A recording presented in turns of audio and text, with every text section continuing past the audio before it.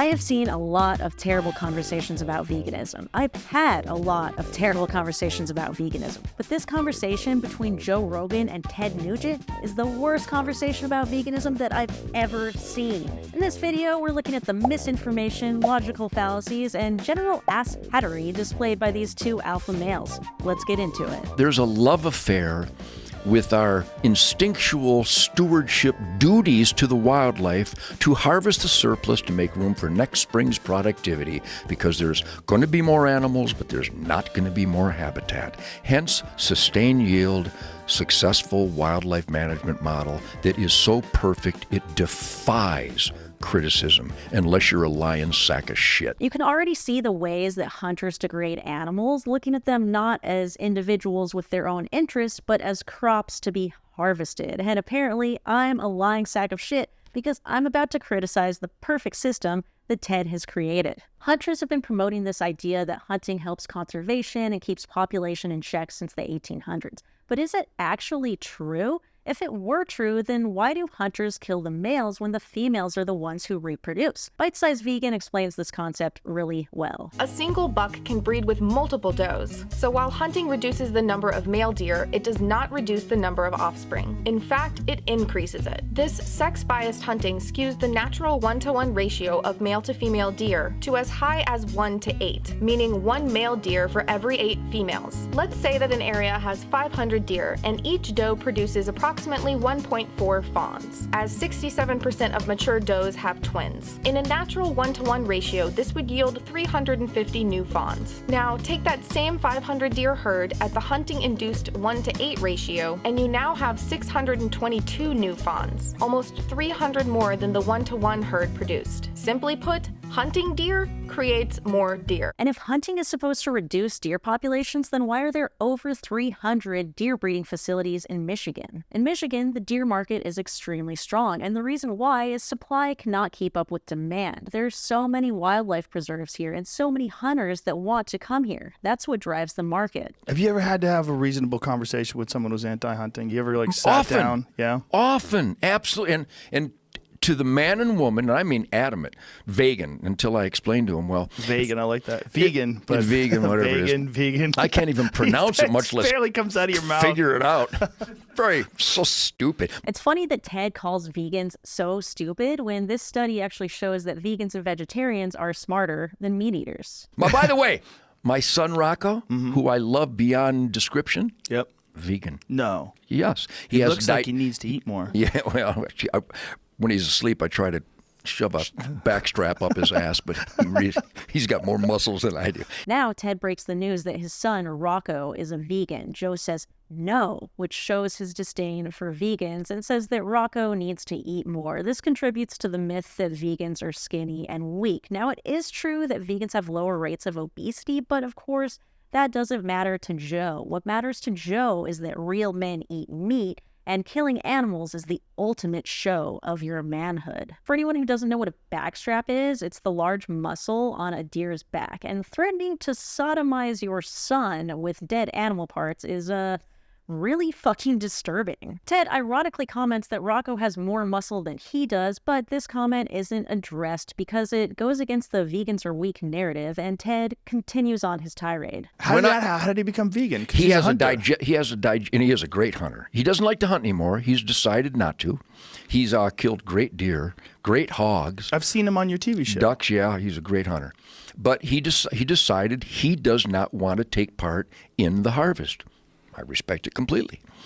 But good for you. It's unclear whether Rocco is vegan for ethical reasons or just because of his digestion. If he's stopped hunting, I assume there might be some ethical reason behind it. But it's really weird how Ted says he respects his decision completely in the midst of this anti-vegan rant. If you really want to kill the most things, be a vegan.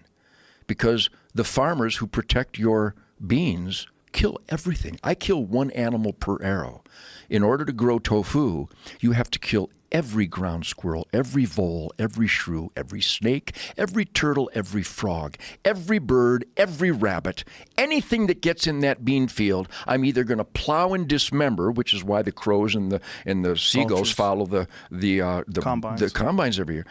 And then if anything does survive my first slaughter, I'm going to come in with Monsanto and poison the shit out of everything so you can have a tofu salad and not be responsible for any death. Fuck you. That's a really good point, and it's a point that a lot of people ignore. If you're a vegan, you've definitely heard the claim that vegans kill more animals, but is there even a shred of truth in this claim? Let's look at the numbers. Here we can see the number of animals killed in harvest and slaughter per 1 million calories in 8 food categories. As you can see, vegetables, fruit, and grains kill fewer animals. This chart looks at farm animals raised for food, but we can easily calculate the numbers for deer and ducks. The average deer is 150 pounds, and 55 pounds are viable meat. That means each deer has about 29,700 calories. So 33.6 deer are killed per 1 million calories compared with 2.55 animals accidentally killed in vegetable production. Next time you hear someone say that a hunter can live on 1 deer for the entire year, show them this video and ask them if they can live on 30,000 calories for the entire year. It gets even worse when we look at ducks, who have 4 pounds of viable meat. So you have to kill 163.5 ducks per 1 million calories. I could also go into the difference between intentionally killing animals and accidentally killing animals, but I doubt Ted would be able to grasp such a difficult moral concept. That's a really good point, and it's a point that a lot of people ignore. And avoid because it's uncomfortable. Yeah. Isn't life full of uncomforting things? And you shouldn't be uncomfortable. To kill game, to feed mankind, is perfect. To kill cows and pigs to feed mankind. The system is often less than perfect, but until someone comes up with a better system, I salute and genuflect at the altar of farmers and ranchers and people who kill animals to sustain my fellow man. Here comes the stereotype that vegans care more about protecting our feelings than dealing with the discomfort that comes with killing animals. It's as if the fact that the world is cruel somehow justifies more cruelty. Ted then praises ranchers for creating the perfect system to feed mankind and insists that there's no better way. Since we don't need to eat animals to survive and thrive, this argument doesn't hold up, and calling animal agriculture perfect while it's causing climate destruction, ocean dead zones, water pollution, deforestation, heart disease, and more is just ignoring reality. The good news is that we do have a better system. It's called plant-based farming. And no, plant-based farming isn't perfect, but it's way better than animal agriculture. And with a push toward veganic farming, we could eliminate accidental crop deaths altogether. I agree with you. I think you and I would probably both disagree with factory farming. When you see animals stuffed into cages. But we have to come up with a better system. I kill a lot of deer, and I feed more people than any hunter ever. I kill much game every year because I have to. Well, I don't hire sharpshooters. I kill the animals on my beautiful swamp in Michigan and my Texas property that have to die. They have to get out of there to make room for the next year's fawns. It's pretty weird that he goes from saying that vegans kill more animals to saying that he kills more animals than any hunter ever, and he neglects to mention that his ranch in Michigan is surrounded by large fences, so the animals can't even escape from him. And why do they have to die every year? Why does he have to make room for next year's fawns? If Ted is so concerned with overpopulation, why not let the reproductively mature animals live longer so they don't breed more? Maybe it's because he charges people $12,000 to hunt at his ranch. So soup kitchens, homeless shelter, I literally give tons. And I'm a sweetheart, but I'm not an idiot. I keep the backstraps. But I give tons of venison to soup kitchens and homeless shelters and veterans. We make jerky and send it over to the troops overseas. I mean, I have to adjust my halo just to get in the room. So what I do is literally perfect. Ted's the type who would claim that vegans think they're so morally superior while bragging about how he has to adjust his halo when he walks into a room. He thinks that just because he feeds people, he has the right to kill animals. But what about the animals' rights? Ted could provide plant-based food to soup kitchens and send vegan jerky overseas. You don't need to kill animals to feed people, so using feeding people as an excuse to kill animals doesn't make sense. Well, the problem is what you do everybody can't do. Like, everybody's not going to have your kind of land. More people could, though. More people could. Yes. Joe actually brings up a really good point here. Not everyone in the U.S. can hunt, and most people buy their meat from factory farms. Over 99% of animal products sold in the U.S. come from factory farms, and only 4.6% of the U.S. population hunts. We slaughter 10 billion animals in the U.S. every year. If everyone switched from buying meat to hunting, we would kill all the animals in a matter of months. You definitely, I know the Hunters for the Hungry distribute a ton of 250 million, Joe, 250 million meals every year of venison. And there are people that would ban that? Shame on you. Well, I just think there's a lot of films and a lot of documentaries that portray veganism as being this perfect way of living that doesn't have any death or any habitat loss associated with it. What films is he talking about? Every vegan I know knows that we're going to create some death, but we're trying to reduce it as much as we can. And then they look at the extreme of meat eating, which is the worst aspects of it, factory farming, some of these disgusting pig farms and chicken farms. Disgusting. Horrible, horrifying. And the upgrade goes on because more alarms have been sounded. Not by PETA and not by the Humane Society of the United States. They're just scam artists. By people who are coming to realize that we do not only have a responsibility to kill critters to feed mankind, but it can be done in an environmentally beneficial way. At least Ted acknowledges that factory farming is horrible, but then he says that we have a responsibility to kill animals. Why? If we don't need to eat animals, why do we have a responsibility to kill them? And just because something's sustainable doesn't mean it's moral. It would be sustainable to kill 2 billion humans, but that wouldn't make it moral. I mean, if you watch my great late friend Anthony Bourdain on his shows and Andrew Zimmern on the Travel Channel, you watch their shows and the emphasis on environmentally friendly productivity, more and more organic farming, more and more conscientious waste dispersal, whether it's, pig guts and they reutilize those, or in Las Vegas, they get all this wasted food and they feed the pigs so it's good food going in and the pork tastes better. So there is upgrade taking place. Just because we use pig guts for gelatin doesn't mean that farms don't create waste. Has Ted seen the literal shit lagoons in North Carolina? Farms have devastating effects on the areas around them. His comments about how feeding our wasted food to pigs makes the pigs taste better shows how little he regards animals. He doesn't view them as individuals, he views them as resources for him to use. Also, if he really cared about food waste, he would be vegan, because it takes so many more plants to feed to animals to then eat the animals than if we just ate the plants directly. When I was growing up, Joe, Lake Erie would catch fire because of the pollution. It wasn't environmentalists or greenies that sounded the alarm. It was the duck hunters that said, you're polluting this area so bad, there's no ducks, there's no wild celery, there's no walleyes, there's no fish, there's no muskrats for the trappers. Hunters, fishermen, and trappers have sounded the alarm more often than not about environmental irresponsibility. And now, Lake Erie, that would spontaneously combust when I was growing up, is now the #1 walleye and smallmouth bass fishery in the world. I'm not sure why Ted is claiming that hunters and fishers came together to clean up the river. According to my research, there were 13 fires in Lake Erie in 1968 and 1969. They were caused by the auto industry, oil spills, and dirty water from a slaughterhouse. Cleveland's mayor, Carl Stokes, who was not a hunter, was the one who led the effort to clean up the river. In response, President Nixon created the EPA and signed the Clean Water Act. Hunters and fishers were not mentioned in any of the articles I read about these fires, but water pollution is still a problem in that area. In fact, it caught fire again in 2020, so I guess hunters haven't solved this problem after all. And we're still producing, you still got the Industrial Revolution going on there, but conscientious, higher, responsible level of awareness is spreading like wildfire across the country. And I believe that there's no mutual exclusivity whatsoever to productivity and environmental responsibility. I believe that they both benefit each other. And I've got so many unlimited examples where that's worked from farms. I mean, people who live downwind of a pig farm are going to be the biggest squawkers, rightly so. Yeah. And so I see a lot of upgrade going on. More organic, more conscientious, less waste. It's not as regular operating procedure as it should be, but I see upgrade. Once again, I'm not sure what he's basing this on. Animal agriculture has only gotten more consolidated over the last decade, and although the industry claims that they've gotten more sustainable and improved animal welfare,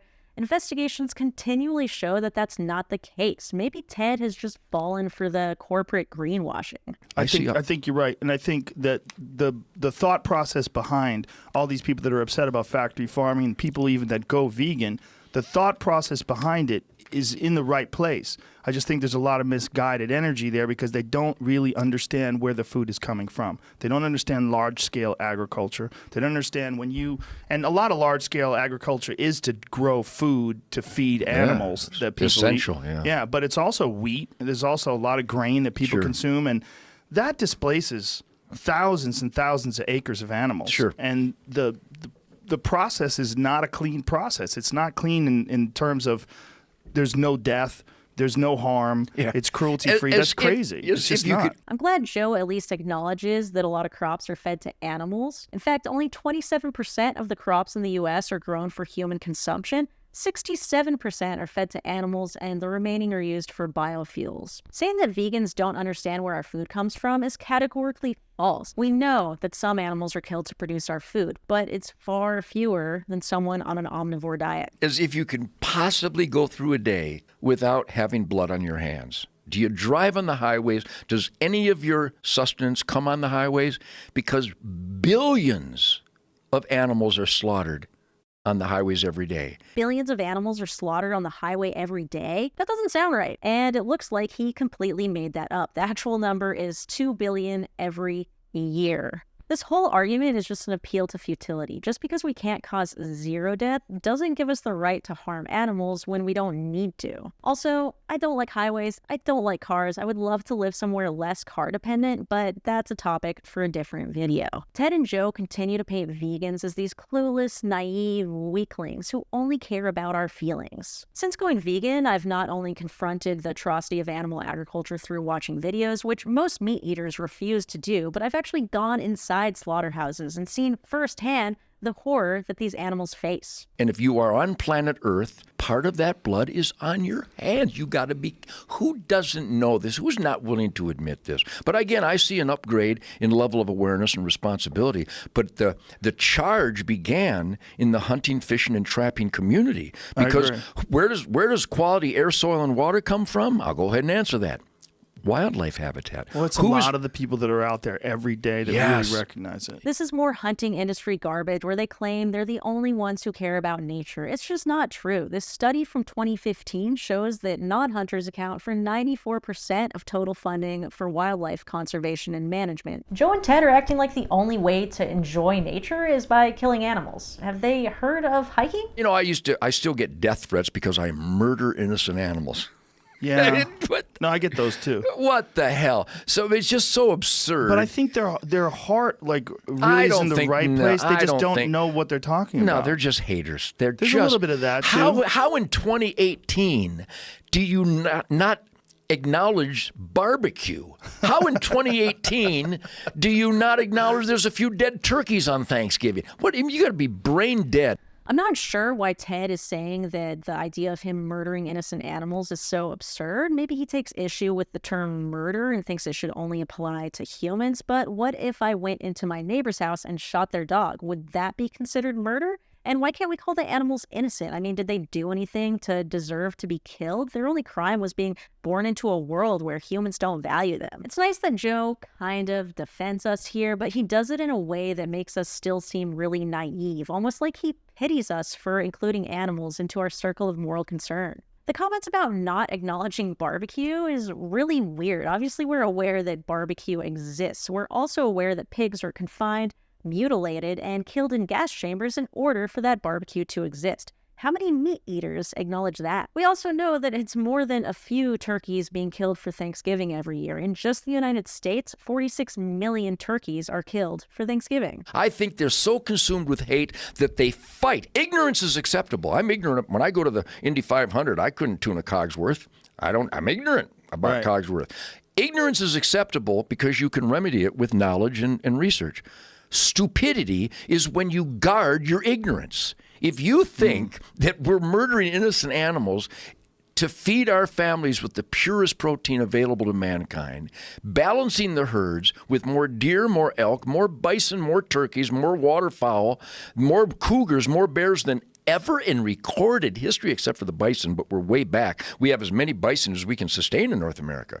A lot of the Native American tribes are desperate to get more harvested in an efficient and responsible manner. So wildlife is thriving because hunters implemented regulations for sustained yield. How many ducks can we kill? How many will they reproduce? Where is their habitat where that determines their reproduction? We must safeguard that. Delta waterfowl, Ducks Unlimited. But see, this information is universally available, but the fake news, academia, Hollywood, and half of our government is stone cold obsessed with political correctness and denial. Yeah. Vegans aren't ignorant. I mean, I'm sure some are, but in general, we're a lot more knowledgeable about our food system than meat eaters. That's why we're vegan. I'm not sure what he means when he says that hunted meat is the purest protein available to mankind. What determines what's pure? He's going to have to provide evidence for that claim, as well as all these other claims that hunting is so great for wildlife management. Where's the evidence? When we talk about the ethics of hunting, it's important to acknowledge the alternatives. In terms of population control, there are plenty of solutions besides hunting. The PZP vaccine, not to be confused with PCP,